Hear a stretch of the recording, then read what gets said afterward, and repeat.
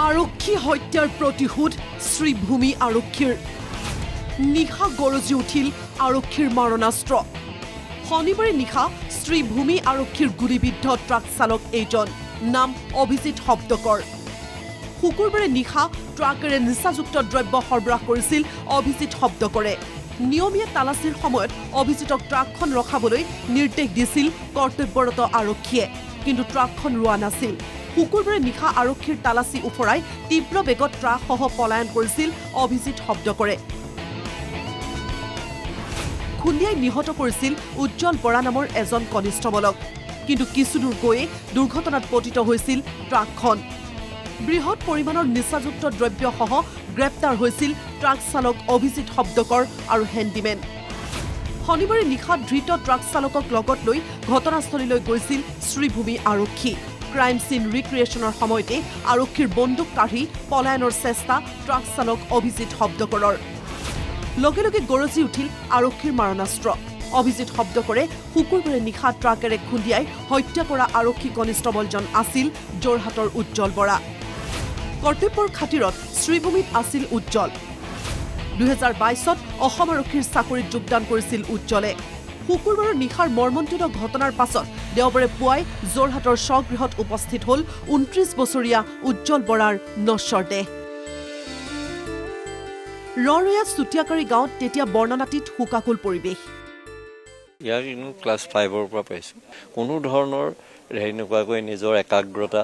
নিজৰ ধৈৰ্য নিজৰ অনুশীলনৰ যোগেদি তেওঁ প্ৰথম বেষ্টতে তেওঁ সেই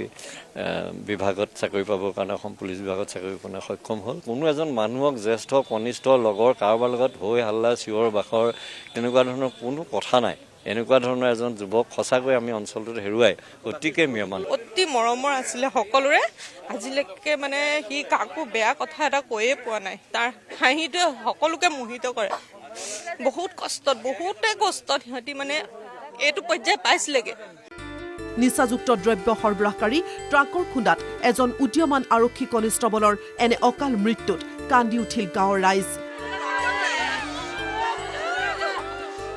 উজ্জ্বল বৰাৰ বাসগৃহত সমাগম ঘটিল অসংখ্য লোকৰ কিন্তু যোৰহাট আৰক্ষীৰ তৰফৰ পৰা কোনো নাহিল তাকে লৈ ক্ষোভ স্থানীয় ৰাইজৰ সেইটো ক্ষেত্ৰত বহুত মৰ্মাহত হৈছোঁ কিয়নো আহিব লাগে কিয়নো এজন সৈনিক হিচাপে সকলোৰে মানে পুলিচ প্ৰশাসনৰ দায়িত্ব আছে ঘৰখনক আহি অন্ততঃ অকণমান সান্তনা দিবহি লাগে আজি আমি ইয়াত দেখিছোঁ যে এপাহ ফুলো দিবলৈ অহা নাই বিশেষকৈ যোৰহাট এছপিৰ ফালৰ পৰা হওক বা প্ৰশাসনৰ ফালৰ পৰা এটা সজাতি দল আহি কালিৰ পৰা মাকক অকণমান সকাহ দিব লাগে বা গাঁওবাসীক ক'ব লাগে যে ঘটনাটোৰ কাৰণে আমিও দুখী আপোনালোকে চিন্তা নকৰিব ইয়াৰ ওপৰত আমি একশ্যন ল'ম কিবা কৰিম সেইটো আৰু সান্তনা আৰু মাকক কোনে সান্তনা দিব শ্ৰীভূমিত সম্পূৰ্ণ সন্মান সহকাৰে শ্ৰদ্ধাঞ্জলি দি শেষ বিদায় উজ্জ্বল বৰাক কিন্তু কৰ্তব্যৰত অৱস্থাত অকাল মৃত্যুক সাৱটি লোৱা এজন কনিষ্টবলক শেষ শ্ৰদ্ধাঞ্জলি দিয়াৰ সময় নহল যোৰহাট আৰক্ষীৰ উচ্চপদস্থ বিষয়াৰ লগে লগে সংবাদ মাধ্যমত সম্প্ৰচাৰিত হ'ল যোৰহাট আৰক্ষীৰ এই দায়িত্ব জ্ঞানহীনতাৰ বাতৰি দেখি শ্মশানলৈ দৌৰ যোৰহাট আৰক্ষী অধীক্ষকৰ যোৰহাটৰ পৰা কেমেৰা পাৰ্চন পাৰ্থৰ সৈতে দিব্য বৰদলৈৰ সহযোগত শ্ৰীভূমিৰ পৰা কেমেৰা পাৰ্চন নিৰ্মলৰ সৈতে মিষ্টু দত্তৰ ৰিপৰ্ট NKTV+।